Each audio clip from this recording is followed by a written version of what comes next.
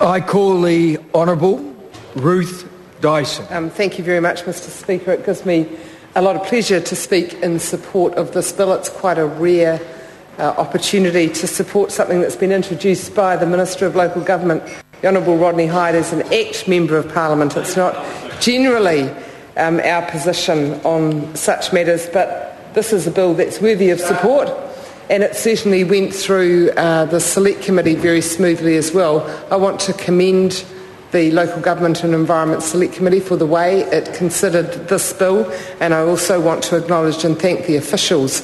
There wasn't a lot of contentious issues under debate during the process, but the Select Committee nevertheless gave it a decent and rigorous amount of consideration, and the officials, as usual actually, paid a lot of attention to the issues as they were raised by both submitters and the members of the Select Committee. Mr Speaker, this bill actually had its background under the previous Labour-led government in 2007, when there was an inquiry instigated into the issue around local government rates, and particularly the funding mechanisms that were available to local authorities. The recommendation that really triggered this bill was this, Mr Speaker. It said that local government should look favourably on making more use of debt to finance long-term assets. This should include the issuance of bonds, including infrastructure bonds on the capital market, not just shorter-term borrowing from commercial banks. As the member who just resumed her seat noted, there are a variety of ways in which capital can be raised. The member was actually nearly salivating by the time she finished her speech as she talked about the hocking off of New Zealand's strategic assets that the National Party is planning should it win the election at the end of November. The National Party are proposing to sell off assets to, as they say, Kiwi mums and dads, except, Mr Speaker, Kiwi mums and dads already own those assets. We already own our lakes, our dams, the power companies which the National Party want to sell back to us. It makes no sense at all. And the Minister of Finance was obviously trapped, not just at his own National Party conference by his own delegates, but also in the House today. He has spun the story that actually Kiwi mums and dads will be at the front of the queue to buy the assets which they already own, and that there will be some magical protection against all these assets being hocked off to foreign owners. But that's not true.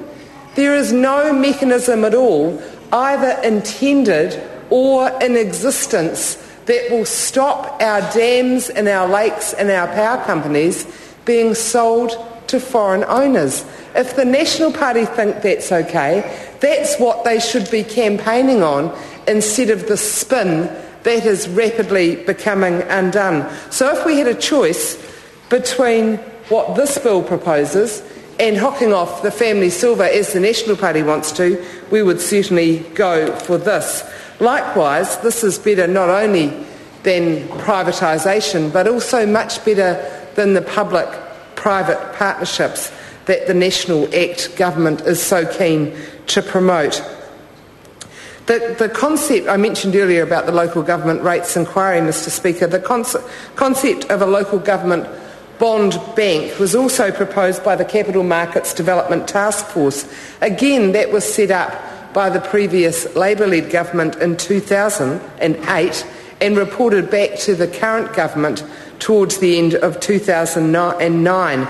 So the government then said it supported that recommendation, but all they've done is put in a minuscule amount of money, a mere $5 million, to establish that fund. That was in the budget of last year, and no other further progression since then. So, Mr Speaker, this is a good piece of legislation. It is nice occasionally to have such unanimity, but even better, I guess, is the fact that all of us in this Parliament know that through this process and supporting this legislation, there is the potential for ratepayers of New Zealand to save about $25 million in interest. That's got to be good. As a Cantabrian, I know that we will have a lot of very good use for any additional funding that we can save out of our council budget.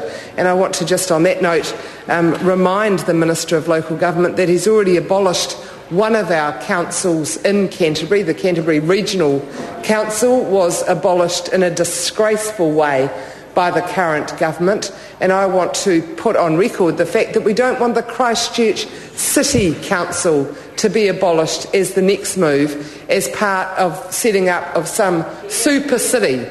We're keen on keeping all three of our councils, Waimakariri, Selwyn and Christchurch City Council, and actually Labour is very keen on full democracy being restored to Canterbury and our regional council being re-established as well. Everyone else in the country got to have a vote for their regional council except us in Canterbury. We've done our penance for whatever sin the Minister thought had been committed by Environment Canterbury, and we'd like our full democracy restored. But in the meantime, Mr Speaker, I will be pleased to watch the progress of this bill continue. I call the Honourable Member Sue Kedgley.